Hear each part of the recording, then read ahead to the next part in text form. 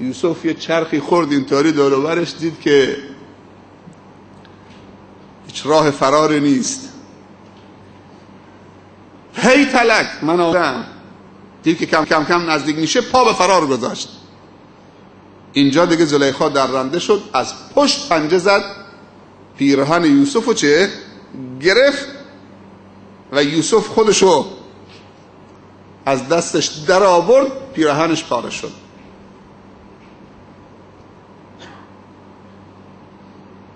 ولی یوسف یه فریادی زد، گفت که معاذ الله، پناه به خدا. این جمله رو گفت وقتی که گفت من آماده‌ام. این معاذ الله یعنی کمال. اگر این معاذ الله نبود، ظرفیت نبود، جمال یوسف خیانت میکرد. مقام فرعون به فرعون خیانت کرد که هزارها کودک رو کشت. مقام بوش هم به بوش داره خیانت میکنه.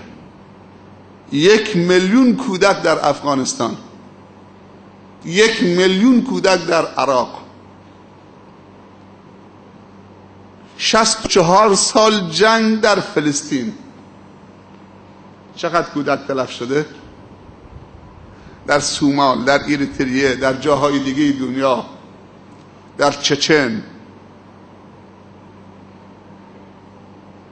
این پست و مقام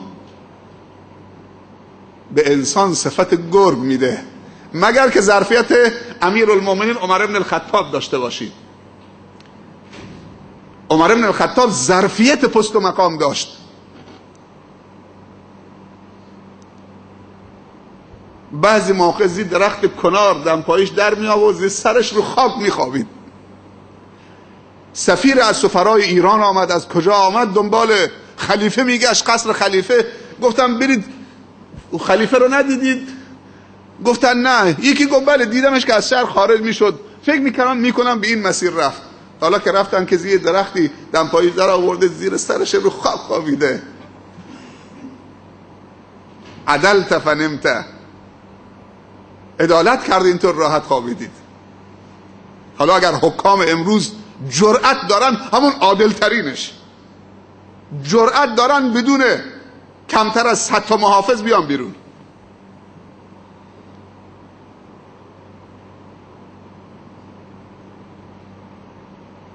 عادل ترینش در دنیا پیدا بکنید. عدالت امنیته. خود امیرالمومنین عمر بن الخطاب رضی الله عنه میفرمایند که امروز روزی رسیده بر امت اسلامی که یک زن تنهای ضعیفه از مدینه حرکت میکنه تا یمن، میره شب و روز تو این کوهها، تو تاریکی شب، از بس که امنیت، از هیچ چیزی نمیترسه مگر از خدا. از گرگم نمیترسه، گرگم تسلیم شده، حیوانات درنده هم تسلیم شدن. بوی مؤمنین رو تشخیص میدن که اینا مؤمنن.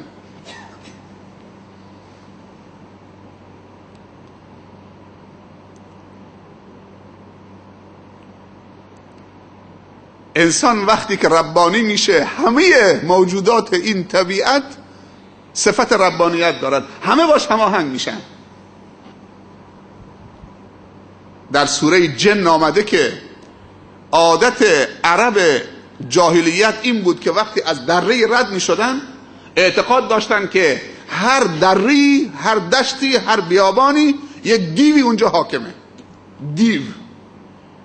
وقتی که به وسط دره می رسیدن، پناه می بردن به دیو اون منطقه که در امان باشن. و انه کان رجال من الانس یعوذون برجال من الجن فزادوهم رهقا.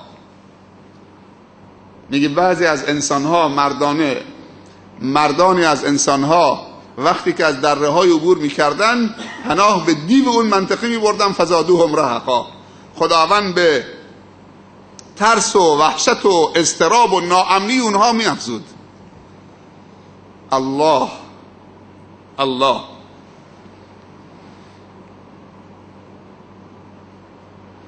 یکی از قدرت هایی که خدا به انسان داده این که کل طبیعت براش رام کرده. رام. این یه وقتی که از کنترلت خارج میشه طبیعت، به خاطر اینکه تو از کنترل خدا خارج میشی. انسان وقتی از کنترل خدا خارج شد، کل موجودات از کنترلش خارج میشن. بعضی موقع ماشینت که زیر پات تو رو معلق میکنه، بعضی موقع شطوری که سوارشی تو رو به زمین میزنه، پا میذاره رو سینت. علمای بزرگ هر وقتی که شطورشون نافرمانی میکرد، تازیانه دستشون بود. به نظر شما به شطور میزدن یا به خودشون میزدن؟ به نظر شما به کی میزدن؟ ها؟ به خودشون میزدن، به شطور نمیزدن. میگفتن این شطور که همیشه مطیع ماست، همیشه سوارشیم. سبحان الذی سخر لنا هذا و ما كنا له مقرنین و انا الی ربنا لمنقلبون. حتما من امروز معصیتی کردم که این شطور نافرمان شده. شروع به استغفار میکرد، استغفار میکرد، مراجعه میکرد به زندگیش، چه عیبی چه نقصی در زندگیش آمده که امروز این شطور نافرمان شده. تو هر مشکلی که تو زندگیشون میامد بلافاصله چه توبه میکردن، استغفار میکردن. یکی از آداب و سنت‌های پیامبر صلی الله علیه وسلم اینه که پیامبر همیشه دوست داشت بر سختی ها وضو بگیرد. امروز یکی از من سوال کرد که زلزله هم نماز داره؟ نه. نماز خسوف، نماز کسوف، نماز عید، نماز جمعه. ولی پیامبر صلی الله علیه وسلم دوست داشت که بر هر مکروهی و هر سختی که می آمد تو زندگی پیش می آمد، مشکل پیدا می شد، بلا فاصله می رفت وضو می گرفت. الوضو علی المکاره. و دعای حضرت یونس وقتی زلزله میاد، وقتی قحطی میاد، وقتی مشکلات تو زندگی پیچیده میشه، چند تا کار باید انجام داد. یکی وضو گرفت، یکی استغفار و توبه کرد، یکی صدقه داد. این سه تا کار رو حتما انجام بدید. صدقه بلا رو دور میکنه. استغفار خداوند رو به کمکت میطلبونه. استغفار کاری میکنه که خدا به کمکت بیاد. و وضو گرفتن طهارت و پاکی است. انسان از ناپاکی دچار مشکل میشه. اینا رو رعایت بکنید. اینا آداب، سنت هاست. خیلی از مشکلات ما همین آداب به ظاهر ساده حلش میکنه. خواب بد، کابوس اگر دیدید چیکار کنید؟ پیامبر صلی الله علیه و سلم میفرمایند اگر کابوس دیدید، خواب بد دیدید، مضطرب شدید، همون لحظه ای که از خواب پریدید 3 بار بگید اعوذ بالله من الشیطان الرجیم. دست چپتون یه فوتی بکنید 3 بار و این خواب بد به کسی تعریف نکنید.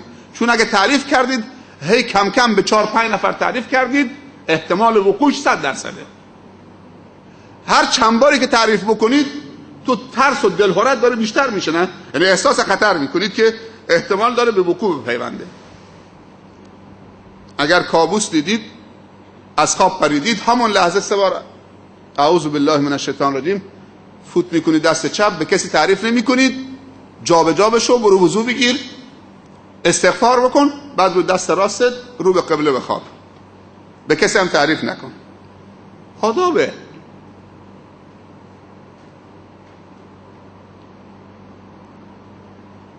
اگر این اذکار و این آداب و این مستحبات و این سنت ها رو ورق بزنیم، عملی بکنیم، بیخوابی، آیا شب شده که پریشان بشید نتونید بخوابید؟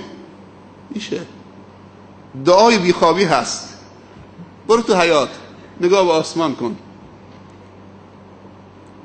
این دعا را بخون. اللهم غارت النجوم. ستاره ها ناپدید شدن. پاسی از شب گذشته که ستاره ها هم ناپدید شدن. و هدأت العیون، و همه چشم ها آرام گرفته. معنیشه، حدیثه. اللهم غارت النجوم، دور شدن ستاره ها. و هدأت العیون، همه چشم ها آرام گرفتن. و انت حی قیوم، تو زنده و پاورجا هستید، هیچ موقع تو خواب نمیرید. اللهم اهد قلبی، بحث روانیش نگاه کن. اللهم اهد قلبی، دست میذاره همونجا که سبب پریدن خواب تو شده. خواب از چشم نمیپره، خواب از دل میپره. دل مضطربه، دل پریشانه، دل احساس ناامنی میکنه، پریشانی میکنه، دل میترسه که خواب نمیتونه چشم نمیتونه بخوابه، رو هم نمیاد. وقتی دلت آرام گرفت چشمت هم میاد رو هم. اللهم اهد قلبی و انم عینی، خدایا دل من آرام بکن تا چشم من آرام بگیره. این دعای بیخوابیه. چه دعای زیباییه. ولی غافلین. از حوصله همین شما تشکر میکنم. ولی الحدیث بقیه انشاءالله فردا شب اگر حیاتی باقی مون و برنامه اجباری برامون پیش نیامده، وقتی آدم بالاخره معذوره، اگر که توفیقی حاصل شد هستیم در خدمتتون.